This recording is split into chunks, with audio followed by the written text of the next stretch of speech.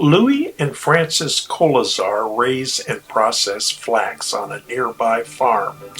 Of Hungarian heritage, the Kolazars keep alive flax production as it was done in Hungary before World War II.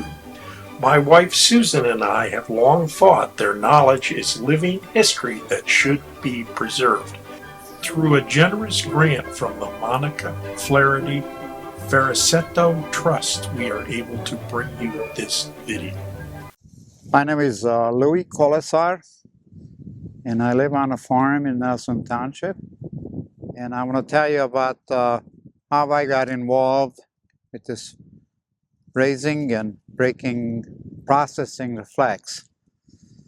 First of all, I was raised in Europe. I grew up here. I was 19 years old when I come out back to the United States. That's because I said back because I was born here. But what happened is my wife decided that she wants to get involved with making linen products. So she said, how could we go about this? I said, well, you're asking for something almost impossible because you need a lot of machinery. And so we went about checking out, talking to people, looking in the magazines, and find out what's available out there. So we're just prepping the ground here, get rid of some of these clumps here, so we got something even. This is a perfect day to plant. Soil is nice and moist, and germination should take effect pretty quickly. Probably 3-4 days we should have coming up. It's beautiful. Couldn't ask for a better ground. Okay, we're gonna get the seed. What we're trying to achieve here is plant as evenly as we can, or just kind of let it fall out of the fingers here. But the most important thing here is try to get it as even as you can, and the closer they are, the finer the plant's going to be, and that's what you want. Because if they're too far apart, they grow like a tree, thicker, and you don't get as much fiber, it seems like. So I'm trying to plant this even. It's my beautiful flax. This is the year for flax because of the conditions, the weather. I planted this the 1st or 2nd of May. And weather's been so cooperative. This is a bumper crop. They're about 50 inches tall. They're in bloom, and they're still growing, it seems like. And I'll be ready to harvest probably the end of the month, which means about 90 days from the day you plant it. We're going to look for a sign of the bottom starting to turning kind of brownish, the bottom of the plant. We have the seed pod forming already. That means this was flowering about 3-4 days ago. And then we have the flowers. Then we still have the buds that's going to form, open up to be flowering. One interesting little story here is about back in the old country, where I grew up, and you could tell by my language, I'm a foreigner, that the workers knew when to knock off for lunch because the flower closed up, and I witnessed it right here. About noon or so, the flowers close.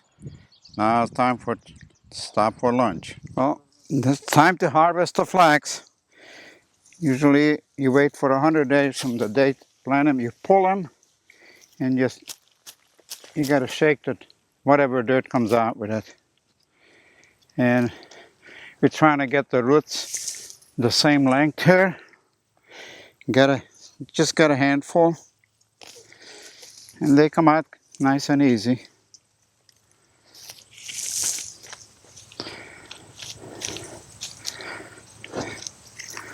And yes,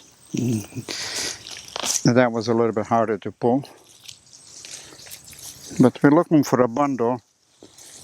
Oh, about this much, maybe a little more. That's it right there. Now we look for some of the bottom that's kind of thin and use it as a sort of like a rope. Just wrap it around there loose. Twist.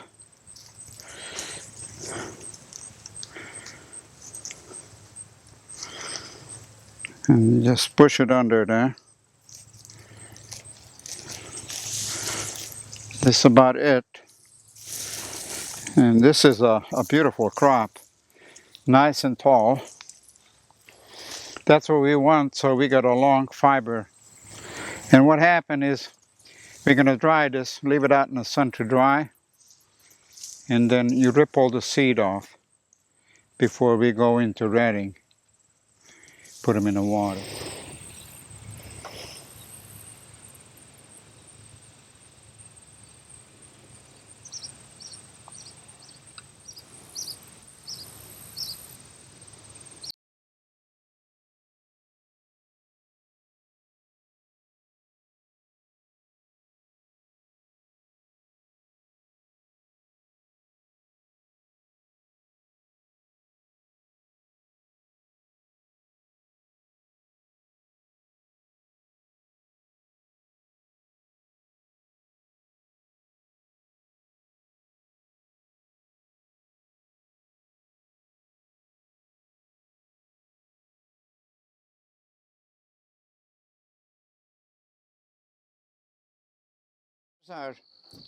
The next process is what they call retting, or actually rotting.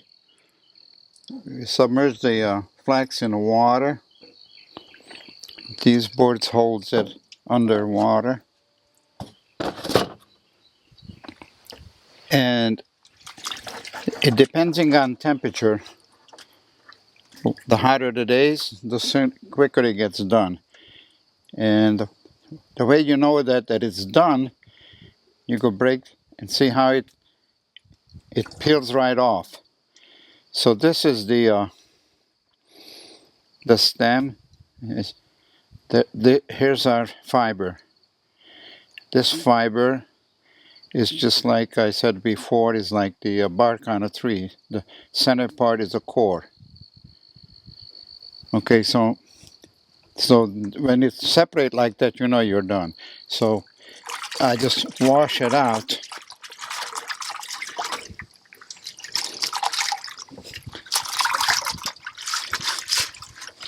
And what happened is this process, it picks up a strong odor, just normal.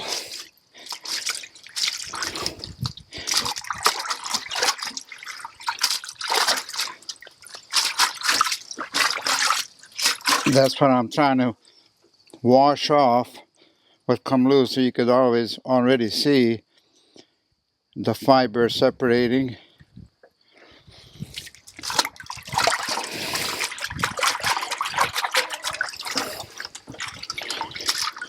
After they come out of the wash, we have a kind of still have a slime on it, so I just wash it off, hose it off. Now the drying, we get rid of some of that water,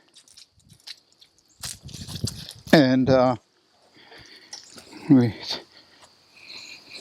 tie the top here. We're gonna set them up like they did in Hungary when I grew up. You spread them out, make a teepee. It holds itself up, and back in Europe you would have the whole backyard set up like this. It's all over the place, and just dry out quicker because the air could get around. That's the way it works real nice. Come to this, what I'm going to do right now, breaking it. So my first project was I need a brake, flax brake. So what you see in front of me is the first, this is what I built, just from memory of what they had in the old country. And it worked for a while, and then we went to an auction and found this. This is an excellent one. It's an old timer. So I'm going to show, like, if you got to start in the back and you move up this way because it's easier. You got more power back here. But okay, so I'll show you the differences. We start here because of the weight here.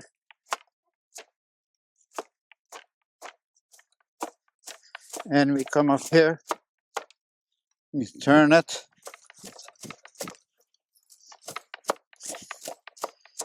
What you're doing is a flax is think of it as a tree. You got the bark on a tree, and that's what the fiber is, right? The outside, the middle is like a wood.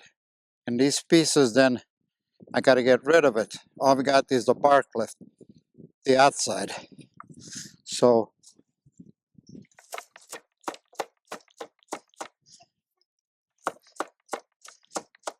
and you could see it taking shape already.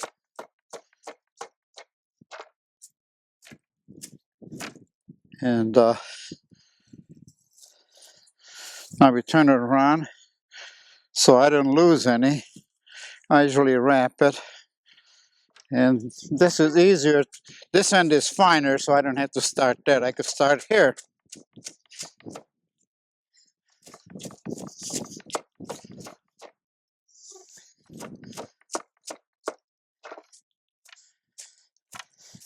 Get rid of some of the wood part. Now we come here.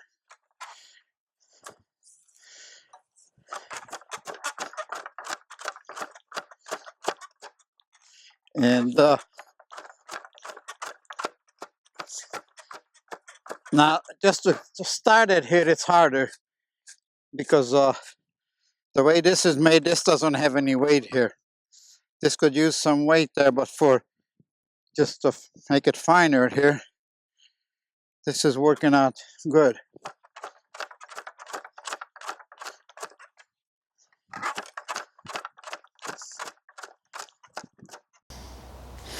Okay, this is a scratching process. A scratching board, the blade, and we're still doing the same thing. We're getting rid of the wood here. That's what this is all about. We're trying to get rid of, and this is cleaning up real nice. We do the other end. Beautiful. Okay, so this is the next phase, which is the hackle. So we're still doing the same thing. We're refining our flax, getting rid of the wood part. So it's just like combing it out. And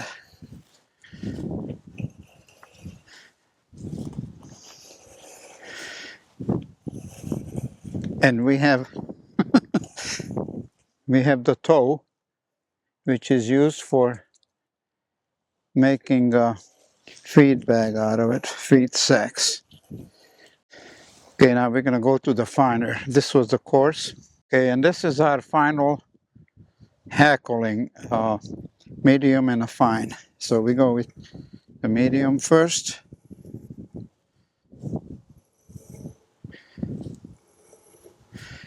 Then we go with the fine, cleaning up perfect. Take the toe, turn it around.